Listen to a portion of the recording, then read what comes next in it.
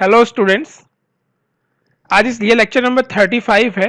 इस लेक्चर में हमारे सामने स्क्रीन पे क्वेश्चन और ये बहुत ही अच्छे लेवल का क्वेश्चन है। ठीक है ना। ये एक मल्टीपल कंसेप्ट क्वेश्चन है जिसमें हम लोगों को प्रोजेक्टाइल का कंसेप्ट भी यूज करना है और इलेक्ट्रिक फील्ड का कंसेप्ट भी यूज करना है। क्लियर है ना। तो हम इसको बहुत ही सावधानी के साथ करेंगे। इसमें नंबर्स गिवन नहीं है हमको, इसलिए इसका जो भी आंसर आएगा वो काफी बड़ा आंसर होगा। तो आंसर मैटर नहीं करता, अप्रोच मैटर करती है कि हमें इसे सॉल्व कैसे करना है। ठीक है, तो इसमें क्या गिवन है वो मैं आपको समझा देता हूं। इस क्वेश्चन में एक चार्ज गिवन है जो कि हॉरिजॉन्टल के साथ अल्फा एंगल बनाते हुए v नॉट वेलोसिटी से थ्रो किया गया है, प्रोजेक्ट किया गया है। यानी इसका एंगल ऑफ प्रोजेक्शन कितना है, अल्फा है, जैसा कि प्रोजेक्टाइल में एक एंगल ऑफ प्रोजेक्शन होता है। ठीक है। और इलेक्ट्रिक फील्ड, वहां पे प्रोजेक्टाइल में सिर्फ एक ही ग्रेविटेशनल फील्ड होती है और कोई एक्स्ट्रा ग्रेविटेशन नहीं होता। एक्स साइड में कोई ग्रेविटेशन, कोई एक्सेलरेशन नहीं होता। लेकिन यहाँ पे जो फील्ड है वो ग्रेविटेशनल फील्ड के साथ साथ, कौन सी फील्ड है, ग्रेविटेशनल फील्ड के साथ साथ आप देख सकते हैं यहाँ पे इस तरह से ऑब्लिक इलेक्ट्रिक फील्ड गिवन है जो कि वर्टिकल के साथ बीटा एंगल बनाती है। क्लियर ना। वर्टिकल के साथ बीटा एंगल बनाते हुए आपको फील्ड गिवन है। इस फील्ड की वजह से ये जो पॉजिटिव चार्ज है, जैसे ही ये आगे बढ़ेगा ये फील्ड इसको क्या करेगी, क्यूई फोर्स से नीचे को पुश करेगी। तो ये पार्टिकल सीधा नहीं जाएगा, ये पार्टिकल एक प्रोजेक्टाइल जैसा बिहेव करेगा। तो जब ये पार्टिकल एक प्रोजेक्टाइल जैसा बिहेव करेगा तो पूछा यह गया है कि उस प्रोजेक्टाइल की रेंज कैसी होगी, रेंज का क्या आंसर होगा, और टाइम ऑफ फ्लाइट, कितने टाइम तक ये एयर में होगा। टाइम ऑफ फ्लाइट का मतलब टाइम ऑफ एयर, एयर में वो पार्टिकल कितने टाइम तक है। क्लियर ना। ये दो कॉन्सेप्ट पे हमें काम करना है। यहाँ पे क्वेश्चन में मैंने लिख दिया है find the time of flight and range of projectile on horizontal ground, जो कि एक्स एक्सिस है, ये रेफरेंस है मेरा। क्लियर है ना। हमेशा रेफरेंस पॉइंट को पॉसिबल लोवेस्ट पॉइंट मानिए। सिस्टम का जो पॉसिबल लोवेस्ट पॉइंट है उसको आप हमेशा रेफरेंस मानिए, कभी भी आपसे गलती नहीं होगी। ठीक है। तो चलिए हम लोग सॉल्व करते हैं इसको। सबसे पहले टाइम की बात कर लेते हैं। अगर मुझे time of flight capital T से रिप्रेजेंट कर रहा हूं, अगर मुझे time of flight capital T calculate करना है तो आपको मालूम है प्रोजेक्टाइल में क्या होता है। ये टाइम ऑफ फ्लाइट ये होता है 2u। देखिए इसका डेरिवेशन नहीं कर रहा मैं, तो बहुत लंबा हो जाएगा वीडियो, डेरिवेशन नहीं कर रहा, लेकिन सबको मालूम है कि 2u sine theta divided by g, ये वैल्यू होती है। क्लियर है ना। 2u sine theta divided by g, ये टाइम ऑफ फ्लाइट होता है।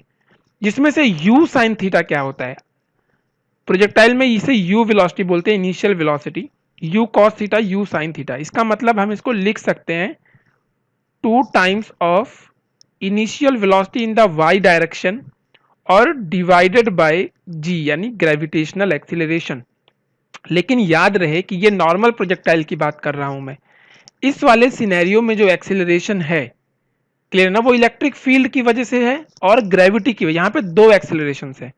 ठीक है ना। यहाँ पे अगर मैं एक्सेलरेशन की बात करूं तो यहाँ पे दो एक्सेलरेशन हैं। एक एक्सेलरेशन ड्यू टू ग्रेविटी है, clear, plus acceleration due to electric field है। इलेक्ट्रिक फील्ड यानी इलेक्ट्रोस्टैटिक फील्ड की वजह से भी जो ग्रेविटेशन है वो भी है। आ रही है बात समझ में। तो इसलिए यहाँ पे मैं सिर्फ जी नहीं लिख सकता हूं, यहाँ पे मुझे जी नहीं लिखना है। तो मैं क्या लिखूंगा, मैं यहाँ पे इस g को रिप्लेस कर दूंगा किस चीज से, इसे मैं acceleration in the y direction से रिप्लेस कर दूंगा। क्लियर है ना। क्योंकि टाइम में जो एक्सेलरेशन लिया जाता है टाइम ऑफ फ्लाइट में वो वर्टिकल एक्सेलरेशन होता है। क्लियर। इसी तरीके से मैं यहाँ पे भी इसे रिप्लेस कर दूंगा किससे, ay से। ये हमारा फाइनेस्ट फॉर्मूला है जो हमें यूज करना है। अगर हम ये यूज करते हैं तो हमारा टाइम ऑफ फ्लाइट सॉल्व होके आ जाएगा। क्लियर है ना। अब देखिए यही फॉर्मूला अप्लाई करूंगा और बाकी सारे आंसर्स आराम से आ जाएंगे। मैंने किया क्या है, मैंने इनिशियल वेलोसिटी v नॉट के दो कंपोनेंट किए हैं। एक x डायरेक्शन में vx है which is v not cos alpha, और एक ये x है, ठीक है ना, और वर्टिकल डायरेक्शन में vy है v नॉट साइन अल्फा। तो अगर मैं ये वैल्यू यहां पुट करता हूं तो मेरा टाइम ऑफ फ्लाइट सॉल्व होके आ जाता है। कितना आता है वो, 2 vy कितना है, uy मतलब इनिशियल है लेकिन हमारे केस में उसे v दिया गया है। क्लियर है ना। तो कितना हो जाएगा ये 2 of v not sine alpha, v not sine alpha, ये आ जाएगा डिवाइडेड बाय।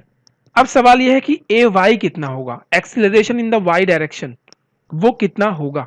तो आप देख सकते हैं जो फोर्स लगने वाला है, देखिए जो फोर्स लगने वाला है वो फोर्स इस डायरेक्शन में लगेगा, इलेक्ट्रिक फील्ड की डायरेक्शन में ही फोर्स लगता है, इस डायरेक्शन में इलेक्ट्रोस्टैटिक फोर्स लगेगा। ठीक है, इलेक्ट्रोस्टैटिक फोर्स के भी दो कंपोनेंट हो जाएंगे, एक इस डायरेक्शन में और दूसरा इस डायरेक्शन में, और ये एंगल है बीटा, एज यूजुअल आपको गिवन है, क्वेश्चन में ही गिवन है ये बीटा एंगल, यानी ये हो जाएगा क्यू ई साइन बीटा, आप देख सकते हैं, और ये कितना हो जाएगा, ये हो जाएगा Q E cos beta. Clear? तो अगर मुझे acceleration in the Y direction लिखना है तो मैं क्या लिखूंगा, acceleration in the X direction क्या क्या होगा, देखिए acceleration in the X direction, acceleration in the X direction होगा हमारे पास एक्स डायरेक्शन में लगने वाला फोर्स यानी क्यू ई साइन बीटा, ये फोर्स लग रहा है q E sine beta, clear, और divided by mass of the charge यानी mass of the charge m। अगर मैं डायरेक्शन लिखूं तो क्या ये डायरेक्शन आई कैप है यानी एक्स डायरेक्शन में है, ये आई कैप है।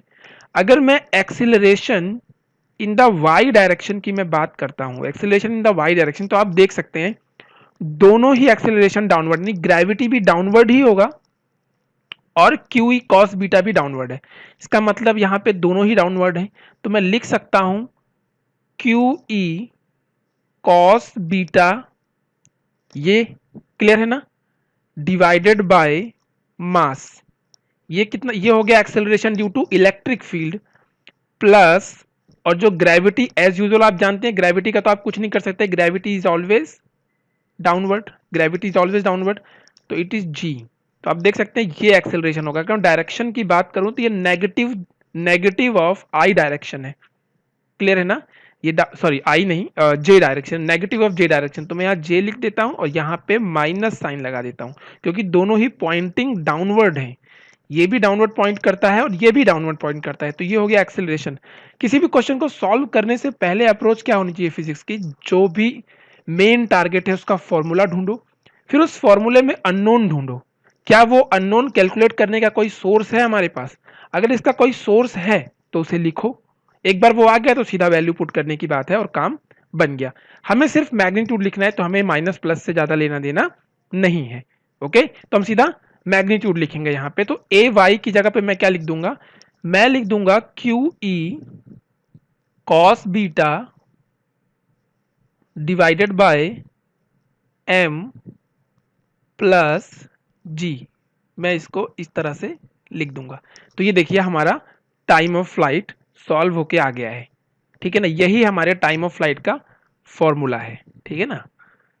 कितना इजी हो गया हमारे लिए ये सॉल्व करना, बिल्कुल भी मुश्किल नहीं रहा। इसको हम ब्लॉक में बंद कर देते हैं एक बॉक्स के अंदर, क्योंकि हमने एक तो अचीवमेंट कर ही लिया है।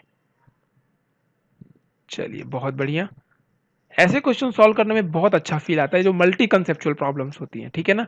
तो एक पार्ट हमारा हो चुका है, दूसरा पार्ट है बच्चों रेंज कैलकुलेट करना। रेंज मतलब ये जो पार्टिकल है यहाँ पे, ये पार्टिकल यहाँ पे कब आके गिरेगा, तो मान लिया कि वो रेंज आर है, मान लिया वो यहाँ आ जाएगा, ठीक है ना, तो ये जो हॉरिजॉन्टल डिस्टेंस है मान लिया कि वो आर है, ठीक है ना। तो रेंज में कैसे लिखूंगा, तो सबसे पहले बेसिक फॉर्मूला की तरफ बढ़ो।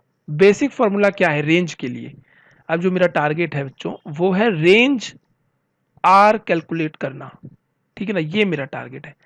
तो रेंज के लिए जो बेसिक फॉर्मूला हम यूज करते हैं वो हम काइनेमेटिक्स की इक्वेशन यूज करते हैं, सेकंड इक्वेशन।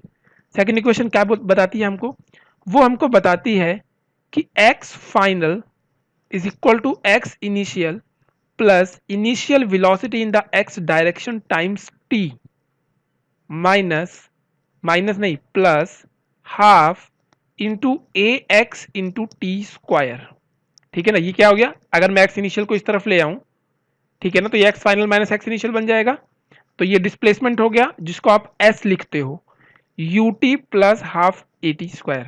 सिंपल इक्वेशन है जो मैंने थोड़ा सा जनरलाइज वे में लिख दिया है, क्लियर है ना। नॉर्मल जो प्रोजेक्टाइल होती है जिसमें इलेक्ट्रिक फील्ड नहीं होती उसमें ax कंपोनेंट जीरो होता है, इसलिए हमें ये चीज नजर नहीं आती, लेकिन यहाँ पे है, यहाँ पे आप उसके साथ कुछ नहीं कर सकते। तो चलिए रेंज स्टार्ट करते हैं, तो ये यहाँ से स्टार्ट हुआ तो इनिशियल होगा, यहाँ आके गिरेगा तो ये फाइनल होगा, क्लियर है ना। तो फाइनल क्या है, फाइनल को मैंने r मान लिया, ये डिस्टेंस मैंने रेंज r मान लिया है, ठीक है ना। तो यहाँ पे मैं रेंज आर लिख देता हूँ is equal to X. Initial में मैं क्या लिखूं, इनिशियल मतलब एक्स इक्वल टू 0 से स्टार्ट हुआ है तो मैं यहाँ 0 लिख दूंगा, plus initial velocity in the X direction, आप देख सकते हैं वी नॉट कॉस अल्फा है, तो ये कितना हो जाएगा वी नॉट कॉस अल्फा। और टाइम कितना लगा, ये यहां से यहां तक आने में जो टाइम लगा वही तो रेंज कंप्लीट करने में टाइम लगा है, टाइम ऑफ फ्लाइट लगा है, तो टाइम ऑफ फ्लाइट ये है फॉर्मूला है, तो मैं डायरेक्ट ही फॉर्मूला लगाते चला जाता हूं, ठीक है ना। चलो अभी टाइम ऑफ फ्लाइट टी लिख देता हूं, बाद में लगा लेंगे फाइनल आंसर, क्योंकि इतना बड़ा ही आने वाला है रेंज का, प्लस हाफ ए एक्स कितना है, ए एक्स आप देख सकते हो ये रहा Q E sine beta by M, तो हम इसे लिख देंगे Q E sine of beta divided by M. ये क्या हो गया, ये हो गया अपने पास ए, और टी में कैपिटल टी स्क्वायर। अगर मैं इसकी वैल्यू पुट कर दूं तो हमें फाइनल आंसर मिल जाएगा, जो कि मैं एक डिफरेंट कलर से लिखना चाहूंगा। चलो डिफरेंट कलर से लिख देता हूं। रेंज का जो फॉर्मूला आएगा बच्चों वो बहुत बड़ा फॉर्मूला आएगा, और वो क्या फॉर्मूला आएगा देखते हैं, थोड़ा सा नीचे लिखते हैं नहीं तो बॉक्स नहीं बन पाएगा। तो देखिए रेंज का जो फॉर्मूला आएगा वो आएगा हमारे पास वी नॉट कॉस अल्फा। अगर हमको नंबर्स दिए होते तो हमारा काम बहुत आसान हो जाता, हम नंबर्स पुट करके पहले ही स्मॉल कर लेते उसे सॉल्व करके। टी की वैल्यू पुट करने जा रहा हूं मैं यहां से। टी की वैल्यू क्या है बच्चों, टी की वैल्यू है 2v not sine alpha divided bye जो भी डेटा हमको गिवन है, क्या डेटा है वो है q E cos beta divided by mass m plus g. ये फॉर्मूला हमारा आ गया, किसका फॉर्मूला है ये है हमारे पास टाइम का formula, plus half Q E sine beta, इसे हम सॉल्व नहीं कर सकते, काफी बड़ा एक्सप्रेशन है ये, divide by mass M, half A X हो गया, टाइम का स्क्वायर कर देते हैं फिर से, यानी 2v not sine alpha divided by Q E cos beta by M plus G. Clear ना। और इसका हमें क्या करना है, इसका हमें स्क्वायर कर देना है, बस इतनी सी बात है, ठीक है ना। इतना सा ही क्वेश्चन है हमारा, यही हमारा फाइनल आंसर है। इसको हम लोग बॉक्स के अंदर बंद कर देते हैं। बहुत बड़ा अचीवमेंट है ये कि हम इस रिजल्ट तक पहुंचे हैं। बात समझ में आ रही है। हमने इसमें कुछ भी नया या कुछ भी ऐसा नहीं है कि स्टूडेंट नहीं कर सकता है, स्टूडेंट बिल्कुल इसको कर सकता है अगर उसके बेसिक फंडामेंटल्स बहुत स्ट्रांग है, उसको वेक्टर की पूरी नॉलेज है, तो वो आराम से इस क्वेश्चन को बना सकता है, इसमें कोई इशू नहीं है। बात समझ में आ गई ना। बहुत बढ़िया क्वेश्चन था, मुझे वीडियो बना के बहुत मजा आया इस क्वेश्चन पे। और ये सबसे मुश्किल क्वेश्चन था, मतलब अगर इस रेंज में बहुत सारे स्मॉल स्मॉल क्वेश्चन मेंस के एग्जाम में आ चुके हैं और नीट के एग्जाम में भी आ चुके हैं, इसका मतलब अगर मैं पहाड़ ढकेल दूंगा तो छोटे छोटे पत्थर तो उठा के फेंक ही दूंगा। आई बात समझ में। तो आई होप कि आपको ये वीडियो पसंद आई होगी और ये लेक्चर समझ में आया होगा। बच्चों मिलते हैं हम लोग नेक्स्ट वीडियो में एक और बढ़िया बेहतरीन क्वेश्चन के साथ। मैकेनिक्स का पूरा फील आएगा उस क्वेश्चन में आपको, ठीक है ना। लॉज ऑफ मोशन का पूरा फील आएगा उस क्वेश्चन में, फ्रिक्शन का पूरा फील आएगा, और इलेक्ट्रिक फील्ड तो हम पढ़ ही रहे हैं। क्लियर है ना। ये जो क्वेश्चंस है ये जनरली जेई ओरिएंटेड क्वेश्चंस है, बट मैं चाहूंगा कि नीट वाले भी इसको समझें, क्योंकि इन्हीं बड़े क्वेश्चंस में से छोटे छोटे पॉइंट्स पूछ लिए जाते हैं नीट के एग्जाम में। क्लियर है ना। और एनसीईआरटी, अपनी एनसीईआरटी की लाइंस जरूर पढ़ें फिजिक्स की, ठीक है ना। एनसीईआरटी की लाइंस में जादू है। क्लियर है ना, बहुत सारी चीज़ें वहीं से क्लियर हो जाती हैं। मेरी प्रिपरेशन में थियोरी में मैंने एनसीईआरटी बहुत अच्छे से पढ़ी है। जनरली लोग कहते हैं कि एनसीईआरटी नहीं पढ़नी चाहिए, या फिजिक्स की एनसीईआरटी ठीक है उतनी खास नहीं है, कॉम्पिटिटिव लेवल की नहीं है, बट यस क्वेश्चन छोड़ो, उसके क्वेश्चन छोड़ो, क्वेश्चन तो आपको बड़ी सारी किताबों में बड़ी भारी भारी मिल जाएंगे जिसमें एनसीईआरटी के भी सारे क्वेश्चन कवर हो जाएंगे, लेकिन उसकी थियोरी में एक जादू है।